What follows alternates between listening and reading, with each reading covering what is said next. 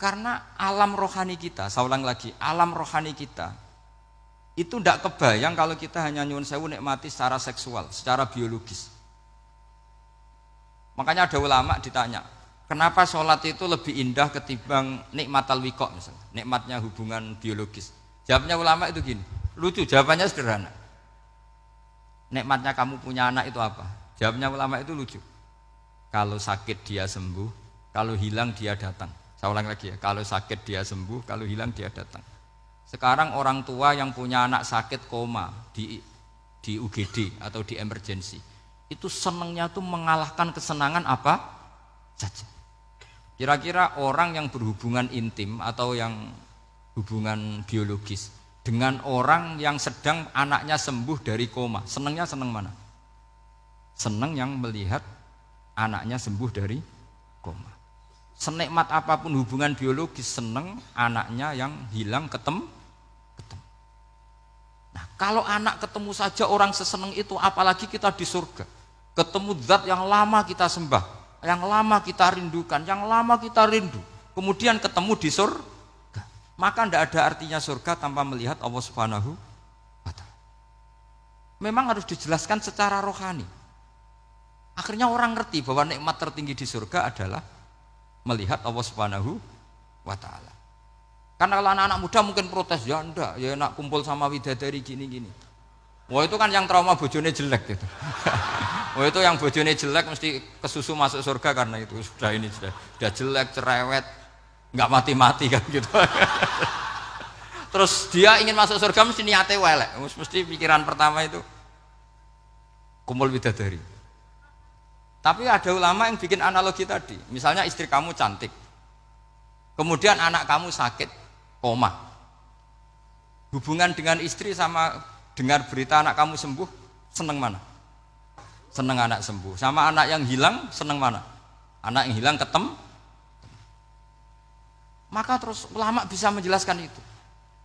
Kalau orang ketemu anaknya seseneng itu, apalagi ini ketemu Tuhannya yang bertahun-tahun disembah, kemudian tidak pernah melihat. Di surga itu nanti kita melihat Allah Subhanahu. Makanya Allah begitu bangganya mempromosikan surga. Surga itu apa? Surga itu wujuhu yauma idzin nadhirah ila rabbiha nadhirah, yaitu wajah-wajah berseri-seri dan melihat Allah. Itu tanpa dijelaskan seperti ini Anda akan janggal, enaknya di mana? Tapi setelah dijelaskan detail gini oleh ulama, maka kita akan tahu an-ni'matul uzma sing enggak ada perbandingannya adalah nikmat masuk apa? Surga karena melihat Allah Subhanahu wa ta'ala. Ya jadi saya berkali-kali pokoknya minta sekali, hadil umat harus umat yang rasional, terutama dalam mengemban tauhid. Karena tauhid ini yang disebut kalimah.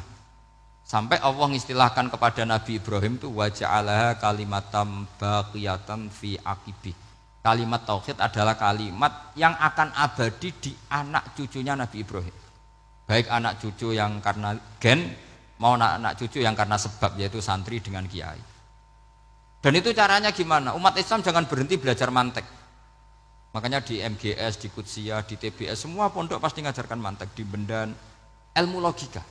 Yaitu tadi, kalau kamu tidak bisa menemukan tauhid dengan cara tadi, dengan cara al-alam mutaghayyir wa kullu mutaghayyir hadis la buddan min bukhtis, paling tidak pakai ilmu yang dilakukan Rasulullah SAW. Yaitu masyhur itu, saya sering cerita di mana-mana. Ada orang namanya Jubair bin Mut'im, Muhammad bin Jubair bin Mut'im. Itu dulu dia kafir.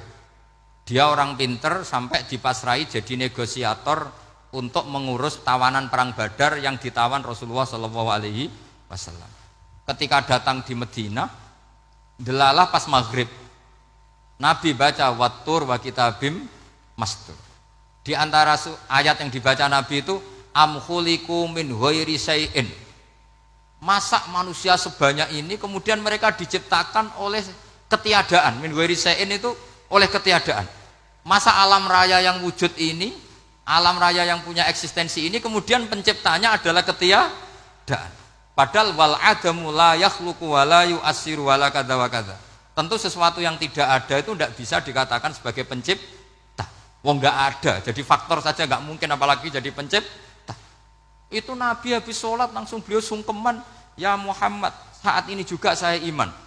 Karena logika yang dibangun ayat yang kamu baca itu menghabiskan semua logika saya.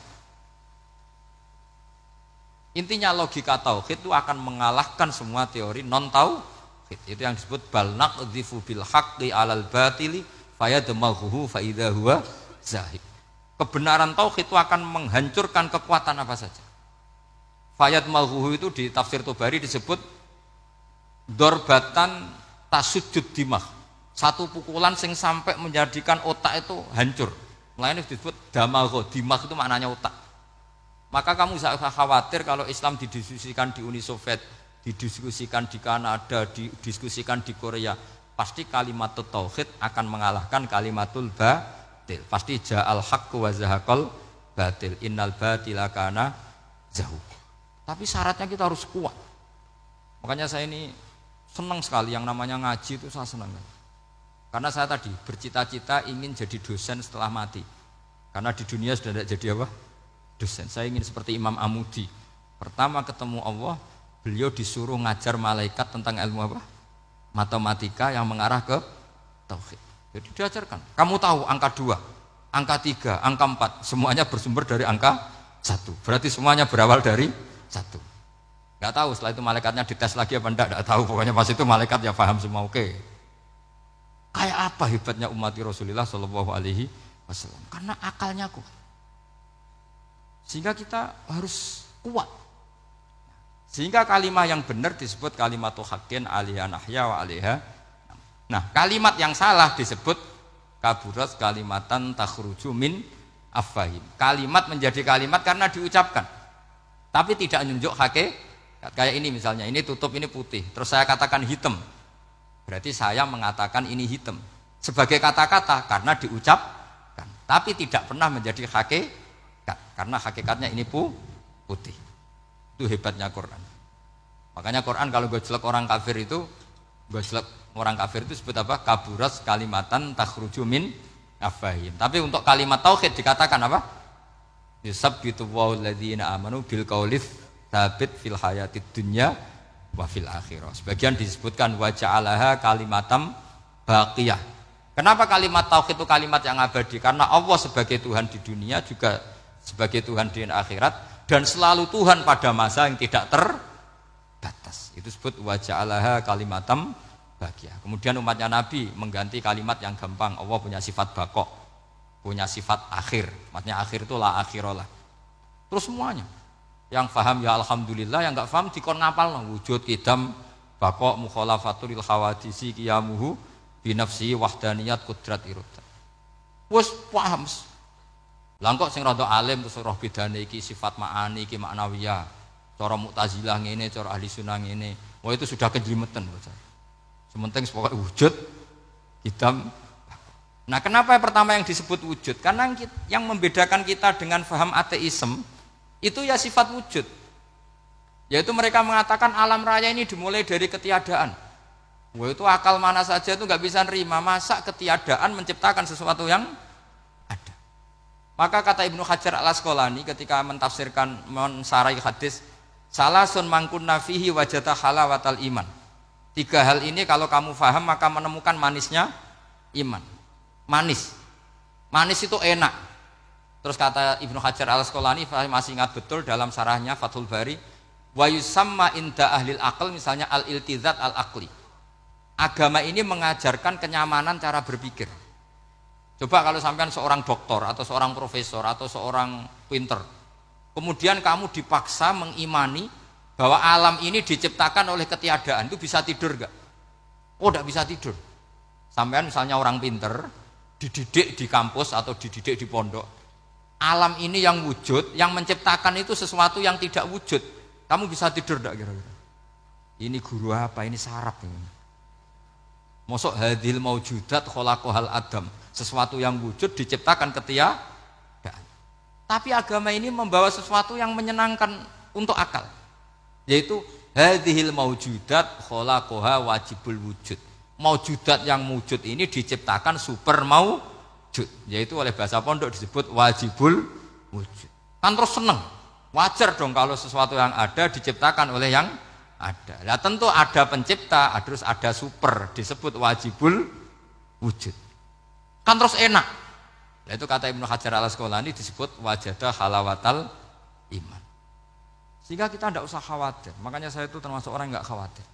Apapun rusaknya dunia ini, kacaunya dunia ini akan kalah dengan kalimatut tauhid. Karena kalimat ini ketemu apa saja pasti menghancurkan. Yaitu disebut bal naqdhifu bil haqqi 'alal batil fayadmaghuhu fa idza huwa zahid. Kalimat hak ini akan menabrak apa saja. Dan yang ditabrak pasti hancur. Makanya sampai tidak usah khawatir misalnya ada negara ateis di Cina, di Korea. Kita yakin asal yang diteliti itu agama Islam pasti menang. Nah yang susah kalau yang diteliti orang Islam. Itu susah. Karena yang copet kadang-kadang ya umat. Apalagi di negara yang mayoritas muslim, nanti copetnya, premannya, koruptornya semuanya beragama Islam. Makanya kita hanya punya pilihan dua itu, umat Islam dan Islam yang kumat itu dok. Kalau tidak umat Islam ya Islam yang kumat. Tapi kalau kalimat tauhid itu kalimat yang aman, tak jamin. Tak jamin 100%.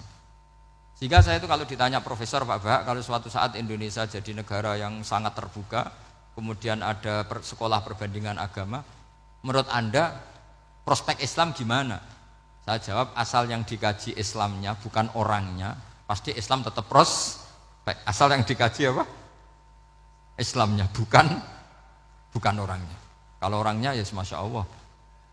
Ya itu tadi kalau tidak umat Islam ya Islam yang umat. Ya ngoten mawon supaya niki mungkin untuk barokah napa? Raden Asnawi untuk barokah ngaji kalimat tauhid. Terus sampean kudanan iki kula mboten sakake, tak anggap untuk rahmat ngoten mawon nggih.